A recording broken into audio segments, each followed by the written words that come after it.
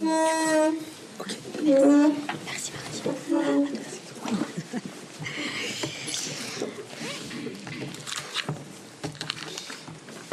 Jean-Claude boit un coup. Je suis. Oui, oui, par là ou par là-bas, c'est comme vous voulez. Au revoir, Martine.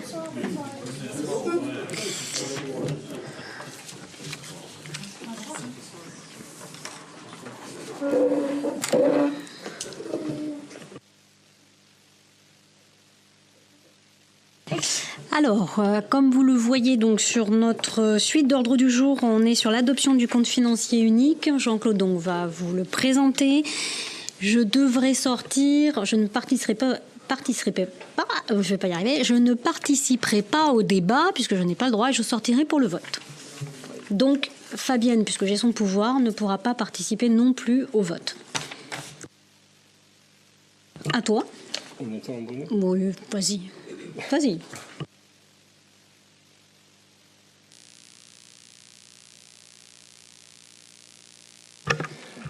Je vais vous présenter quelques tableaux qui sont issus du travail de Jean-Marie Fouerté, que je remercie et que je remercierai jamais assez pour tout le travail qu'il fait avec Audrey, parce qu'il a affaire à un béotien à qui il explique beaucoup de choses.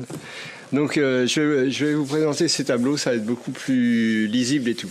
On va commencer par alors le CFU, vous le savez, ça remplace le compte administratif et le compte de gestion. C'est plus qu'un seul document qui s'appelle, et monsieur, pour qu'on soit clair, c'est le compte financier unique, ça s'appelle le CFU maintenant. Et donc ça permet de faire le compte administratif, c'était le bilan de ce qui avait été fait sur l'année écoulée. Donc les tableaux que je vais vous présenter rapidement, mais qui peuvent donner débat, porter débat. D'abord, c'est sur le fonctionnement. Donc, on comparera de CA à C1 de 2024 à 2023, ce sera plus simple. Donc, on fait un rapide bilan de 2024 en fonctionnement. Vous voyez qu'on a un excédent de 1 886 741,68 €. C'est le petit chiffre que vous voyez là. Voilà.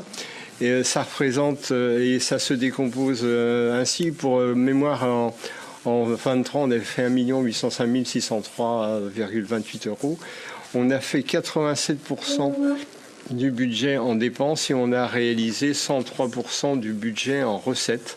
Donc, c'est les grandes lignes, vous les avez là. Le 11, c'est tout ce qui permet à la commune de fonctionner, ou du moins à la mairie. Donc, on a réalisé 88%. On est en augmentation par rapport à 2023. On est de 15%. On avait fait 1 865 252,23. On a fait 2 145 711 en 24. Les charges de personnel ont augmenté de 5,87. C'est essentiellement dû à des obligations qui nous ont été imposées par des décisions gouvernementales sur les augmentations de points et d'indices. Ça ne veut pas dire qu'on les refuse et qu'on les regrette, c'est surtout que ce n'est pas nous qui les avons décidés, donc on les a assumés pleinement. Les charges de gestion courante, elles sont passées de 980 000 € à 1 043 000 €. Donc tout ça, ça fait en gros les grandes sommes sur les dépenses de fonctionnement. Et en recettes de fonctionnement, on a fait 103%. On a été à 10 979 000 en 23.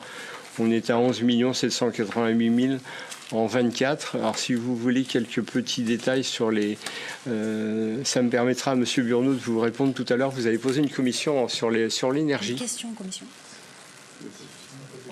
Une question en commission. J'ai dit une question en commission. Non, tu as dit une commission. Vous avez posé une commission. Vous avez posé une commission, donc vous avez posé une... Donc c'est... Bon. Oui. Mais de toute façon, vous m'avez compris, donc il n'y a pas de... Donc, vous avez posé une question en commission sur l'énergie et donc j'aurai une réponse à vous donner tout à l'heure. Mais il est intéressant de noter quand même que sur l'électricité, on est passé de 132 000 en 23 à 185 000 en 24.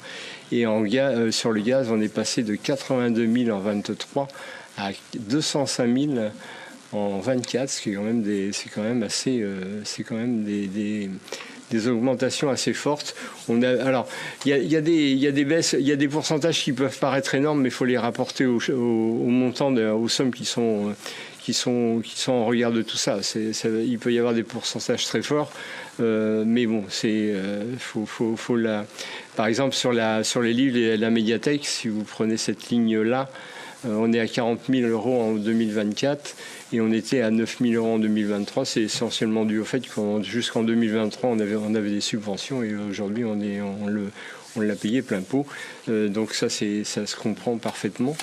La subvention n'existait plus en 2024.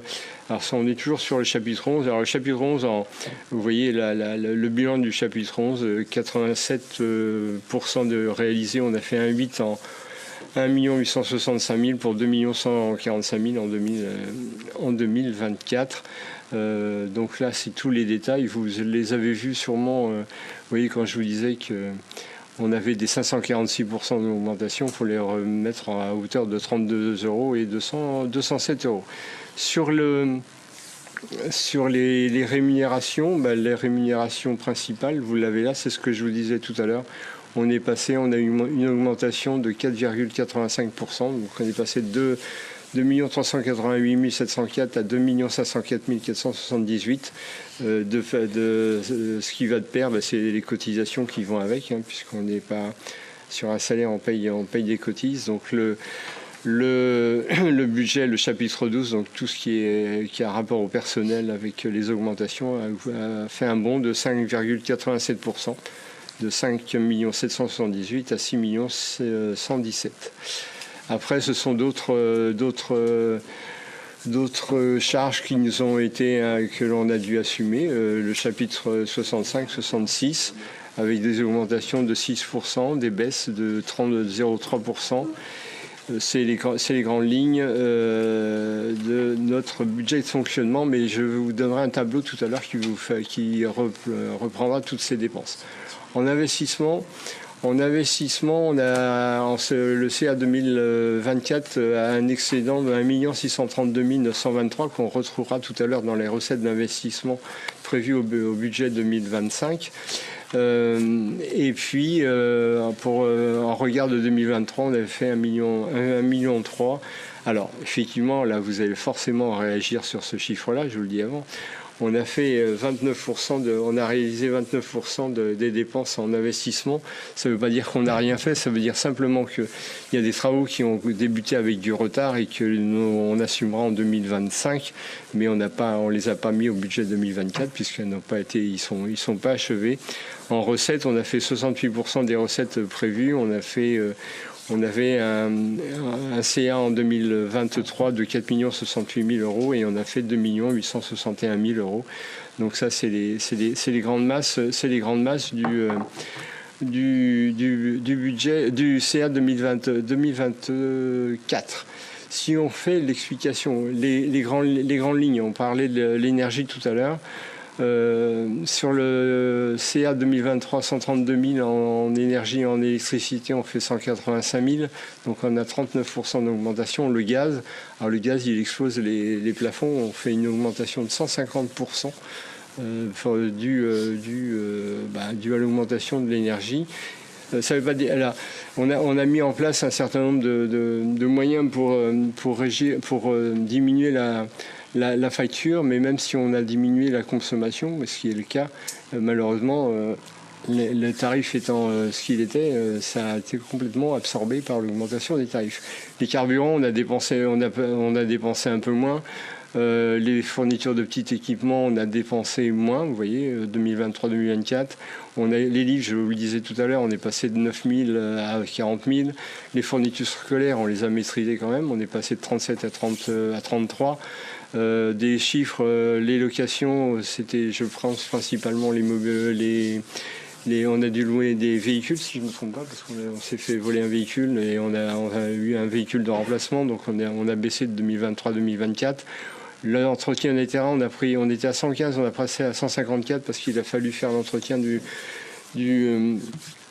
le système d'arrosage du terrain principal, terrain d'honneur, et ça n'avait pas été pris en compte dans le budget 2024. Donc on a dû l'absorber. L'entretien des bâtiments, on est passé de 65 à 81. Le matériel roulant, on a baissé. Enfin, vous voyez les baisses, les significatives. Les assurances, on a été obligé de revoir notre contrat d'assurance puisqu'il est arrivé à son terme. Donc ils ne nous ont pas oubliés. On est passé de 28 000 à 40 000. Les autres frais, les foires expositions, on a baissé un peu. Les publications, on a augmenté parce que le nombre de bulletins distribués en fonction de l'augmentation de la population fait qu'on a été obligé d'augmenter les publications. Qu'est-ce qu'il y a d'autres chiffres significatifs? On est passé sur les participations, je ne saurais pas dire, Monsieur Fouerté, les participations, ce que c'est exactement, mais vous allez me le dire. Participation, Nantes Métropole, justement. Nantes Métropole, voilà. Les archives. Ah oui, c'est vrai, les ok. Archives. Les archives. Les rappels d'archives. Ouais, ok. Les créances éteintes, on est passé de 100 € en 2023 à 1651 € en 2024, ce qui est quand même pas négligeable. Sachant. Pardon ? 1551% d'augmentation, Ça ça fait... c'est énorme. C'est-à-dire qu'en créance éteinte en 2023, on avait dû absorber 100 € et en 2024, on a absorbé 1651. C'est vrai que le chiffre, il ne faut pas regarder le pourcentage parce que c'est énorme, mais bon, on a tout mis, donc tout y est. Autrement, les dépenses sont quand même relativement bien maîtrisées. Celles qu'on a dû absorber, ça c'est la cuisine centrale. On a eu notre contribution a augmenté de 21 à 59, c'était prévu, mais on l'a indiqué. La cantine privée, c'était au titre de la convention qu'on avait ensemble. On était à 28 000 € en 2024. En 2023, on est à 14 000 € en 2024. Les droits d'utilisation, les redevances concessions, tout ça, ça se tient. Le prélèvement SRU, on était à 95 000 en 2023, on est à 76 000 en 2024. Alors, on va être à 63 000 en 2025. On a eu le courrier l'autre jour. Je pense qu'il doit y avoir une petite erreur dans l'histoire, mais bon, pour l'instant, on prend le chiffre et ils nous l'ont donné. Il y a une erreur, oui. Il y a une erreur. Il y a une erreur de calcul, puisque pour vous être clair, on a une obligation d'avoir 25% de logements sociaux, et d'après leur calcul, on est à 19%, ce qui n'est pas le cas. Mais ils ont calculé notre contribution à hauteur des 19%, donc ça nous fera 63 000 €. On ne va pas les refuser, du moins on ne va pas refuser la baisse. Le FPIC, il augmente, et il augmentera encore plus cette année. Donc c'est la contribution, c'est le fonds de péréquation d'intérêt communal. Intercommunal. C'est-à-dire que c'est suivant la richesse des communes, et là c'est Nantes Métropole qui prend ce FPIC dans sa totalité et qui le ventile sur toutes les communes. Nous, notre contribution, elle était de 24 000 en 2023, elle sera de 30 000 en 2024, elle est de 30 000 en 2024 et elle sera de 40 000 pratiquement en 2025.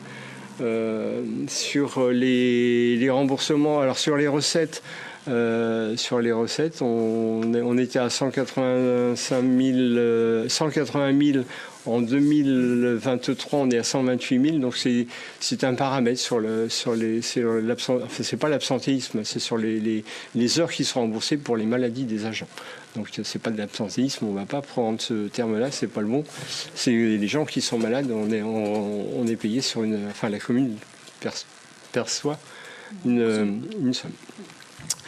Ce chiffre-là n'est pas inintéressant. Redevance des droits et des services, on est passé de 376 à 414.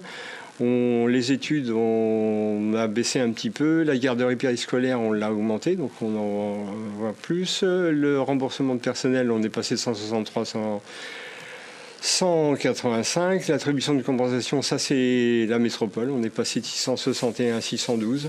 Ça baisse un peu. Les impôts locaux directs, on est passé de 6 074 à 6 453. Les droits de mutation. Alors les droits de mutation, on avait regardé ce qu'on avait fait budgéter. On avait budgété 300 000 €. partant du principe que l'immobilier ou les ventes baissaient. Enfin, c'était pas la joie. Donc, on a été très prudent et on a fait plus qu'en 2023. Donc, il y a sûrement une explication. L'explication, c'est qu'il y a eu beaucoup de ventes d'entreprises, donc qui a fait que ce chiffre-là a augmenté. On est plus prudent en 2025. Les taxes sur l'électricité, on perçoit cette taxe-là. Alors, si on avait fait 248 000 en 2023, on a 196 000 en 2024. L'État nous reverse cette taxe et puis il y a quand même des entreprises qui ont continué à nous payer. Donc, on a peut-être perçu 2 fois certaines taxes, mais c'est pas grave. Et puis, c'est toujours bon pour nous. Et puis, voilà, on est passé de 59 000 sur les autres produits de gestion courante, on est passé à 37 000.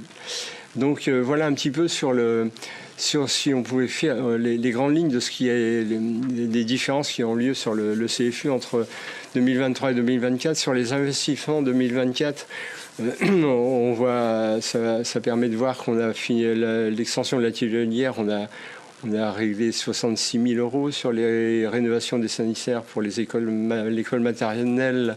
On a dépensé 59 000 euros sur les véhicules camions-bennes, puisque on s'est fait voler un camion, on l'a remplacé, donc ça a coûté 57 000. Le clubhouse, on a dépensé que 57 000 et la différence, on l'aura en 2025. L'aire de jeu de Lorée-du-Bois, on a fait 39. Un véhicule électrique. On a besoin aussi d'avoir un parc de véhicules électriques important. Donc maintenant, quand il s'agit de remplacer un véhicule, on achète un véhicule électrique pour arriver à cette 30% que l'on doit avoir en termes de véhicules verts ou électriques pour la commune. 2030, oui. 2030, c'est ça, oui. 2030. Oui, c'est ça. Pardon. 30 en 2030. 30 en 2030. Les alarmes qu'il a fallu remplacer qui sont tombées en panne, les volets roulants, les pilotages des chaufferies, c'est dans la suite de logique de ce qu'on a commencé à faire, les chemins piétonnés, les paniers de basket, enfin voilà, ça c'est toutes les dépenses que l'on a pu faire en 2024. Et puis, si vous voulez un dernier point sur les subventions aux associations, donc le budget des subventions directes, il est toujours à hauteur de 90 000 euros. On a donné pour 88 742, ouais, c'est ça. On a donc voilà, vous avez le détail de toutes les associations qui ont été financées ou qui ont reçu une subvention de la part de la commune. Alors on fait le distinguo entre, alors vous avez les subs qui sont donnés pour les écoles et puis pour Note en Stock, parce que le Note en Stock avec la commune a une convention.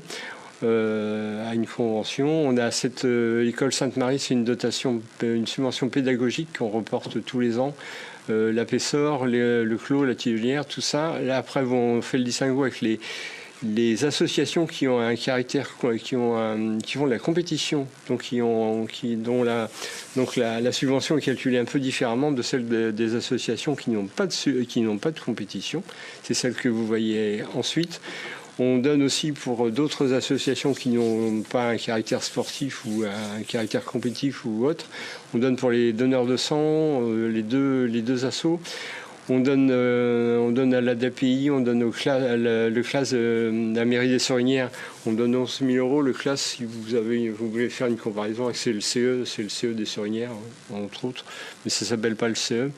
On donne l'accueil des petits loups, l'association départementale du logement de Nantes, les bulles de couleur, les jardins, voilà. Ça fait l'objet. Et puis après, en divers, on donne aux pompiers. On donne à Citadelle, l'association qui pour les femmes battues. Voilà tout ce que je pouvais vous dire. Et puis après, il reste ce que vous voyez à la fin. La cuisine centrale, on est passé... C'est Cicadelle. C'est pas Citadelle. Hein. Citadelle, j'ai dit Citadelle. Citadelle, c'est le bâtiment qui va se faire à côté. Non, oui, c'est Cicadelle, ouais, pardon. C'est ce qui donne. Ouais. Donc vous voyez la subvention pour le CCAS, pour la cuisine centrale, Pour les associations, le GEC 14 000 euros. Et puis, ce qui fait un total de 470 000 euros de 106. Voilà les grandes lignes du CFU. Est-ce que vous avez des questions à ce sujet-là, s'il vous plaît? Pardon? Non?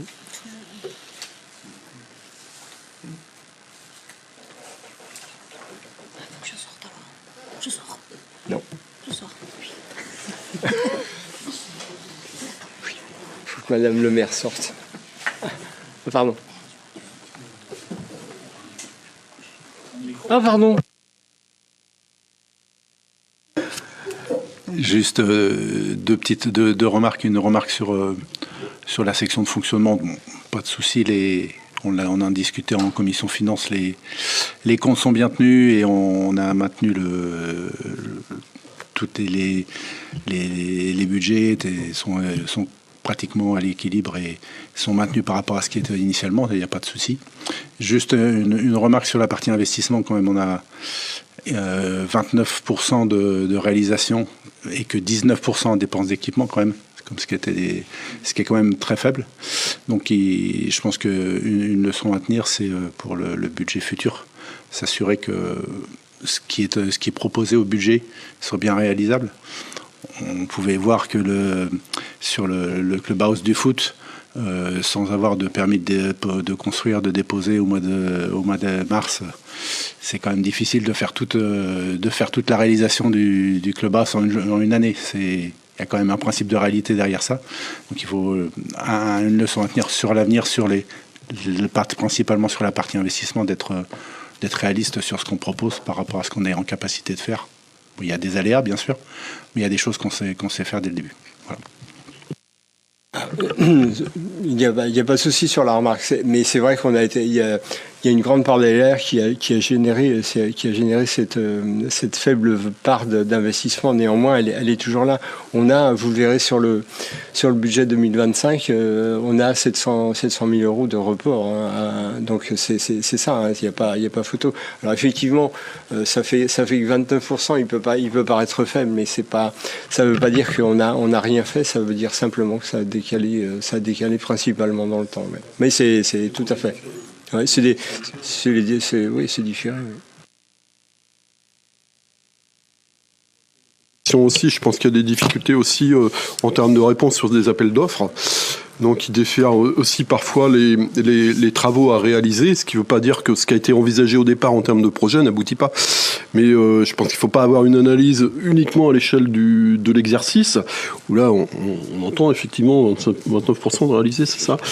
Mais ce qui ne remet pas en cause, par ailleurs, les engagements qui ont été pris sur les orientations qui se traduisent en termes de projet. Je crois que c'est cette remarque-là qui est importante, mais ça va dans le sens de ce qu'on a échangé jusqu'à présent, mais il n'y a pas de souci. Est-ce que vous avez d'autres questions? Eh bien, je vous propose, s'il n'y a pas d'autres questions, d'adopter le compte financier unique 2024, donc en fonction de ce que je vous ai présenté, des questions que vous avez posées et des réponses apportées, qui s'opposent à l'adoption du compte financier unique 2024. Qui s'abstient, donc il y a 6 abstentions, et qui vote pour, eh bien je vous remercie.